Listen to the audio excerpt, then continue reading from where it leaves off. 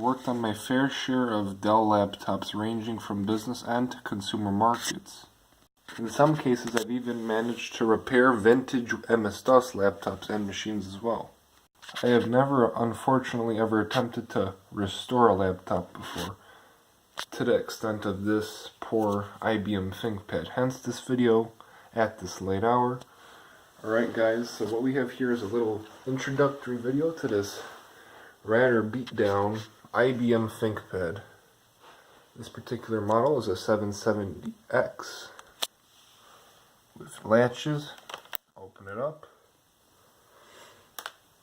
There's a few problems, unfortunately, with this system. Looks can be deceiving.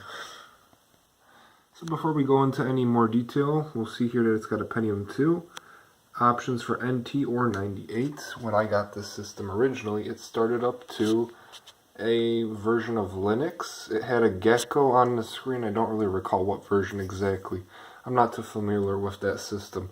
But anyways, it had some kind of gecko on the screen. And I could not find the original NT or 98 disc, but I do have a 98 disc at home. So that's a possibility. Keyboard looks fine. Little digital display here. So that's basically the whole computer. It's nice looking, keyboard works great. The outside could use a new polish or finish. I'm not sure really how to tackle this kind of a sticky-ish surface. It's really strange. The problem, unfortunately, originates in two areas. First of all, the screen itself, when you do power on the system for a brief moment, you can notice image, but there's no backlight. The backlight's completely shot. No matter how you move the little rocker here, nothing happens. On the second half, when you do start the system, common courtesy on these old systems, you will hear the hard drive spin up. It's usually very noisy. So it is spinning, but unfortunately it's not saving. Or it's losing data, corrupted. I'm not a hard drive expert, but it's definitely losing data. It did manage to boot to that Linux distro when I first got it, but unfortunately after I installed my Windows 98 disk, I installed everything nicely.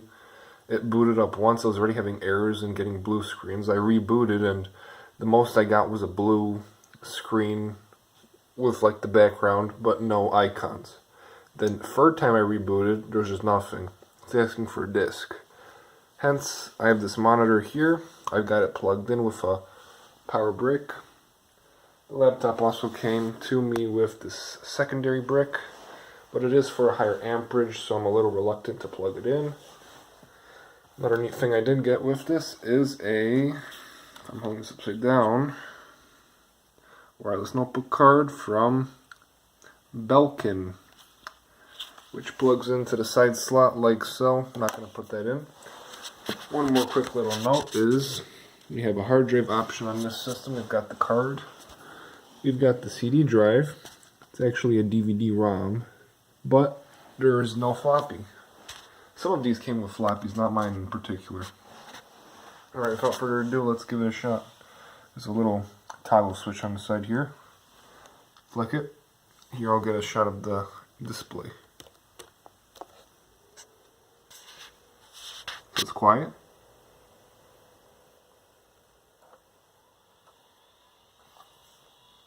And now the hard drive just spun up. Let's go to the second monitor. There's nothing, no activity on that screen. So it does the little RAM check. It's all good. At least we know the system's functioning. That's always a plus. So we've got error. There's also, I believe, a dead CMOS battery or whatever kind of memory storage batteries in this kind of a laptop of this age. As you do see from the image, I don't know if you guys can even make it out or not, but the backlight's dead. You can still see the image, which is at least one plus side to this LCD. Alright, let's hit enter's not going to work. This isn't a standards computer. One nice thing is that it's got a little touch thing. That's pretty neat, I thought. Alright, let's... Yeah. Every time you plug it in, you have to install because it's got a bad battery. It's going to make a few clicks. And like I said, I installed Windows 98. It was fresh, running fine. But now, let's see, we're going to be lucky to even get past some kind of error screen. I'm going to zoom out a little bit on the full laptop. Alright, we got the RAM okay. This time no error yet, so maybe we're in luck. Alright, this is another common occurrence, the off-on. This laptop has a slew of troubling issues. Now my main purpose with this video today is just to ask you guys on YouTube, is this laptop even worth repairing? If so, do you have any suggestions? What kind of hard drive's inside this system? I don't know, where can I find a replacement? What size parameters am I looking for? What kind of backlight? You know, anything like that would be very helpful. I am going into this blind. This is my first ThinkPad. It's my first repair of this mass scale. We're going to try rebooting again. Like in the past, even with that Toshiba T3100E-40 that I showed you guys previously, the MS-DOS laptop, the only thing wrong in that situation was a failed floppy and a failed hard disk, but never a bad backlight, so it's just something new for me. Alright, this time we're got another error. I'm going to try one more time, see if we can get this thing to post. Alright. Maybe I'll try putting in the date, 2019. Hopefully we'll get it a little more excited.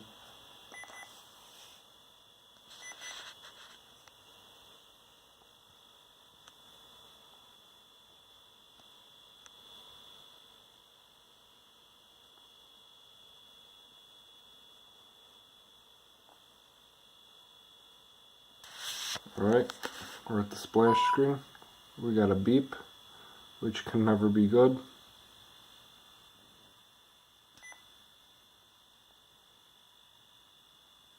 Alright, so it's just not going to do anything, no way.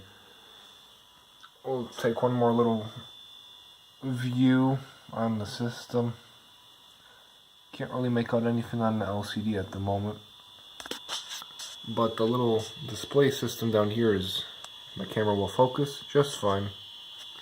Keyboard, like I said, all functional. When I did get it to work originally, it was all typing. All the keys are nice. The clickers are fine.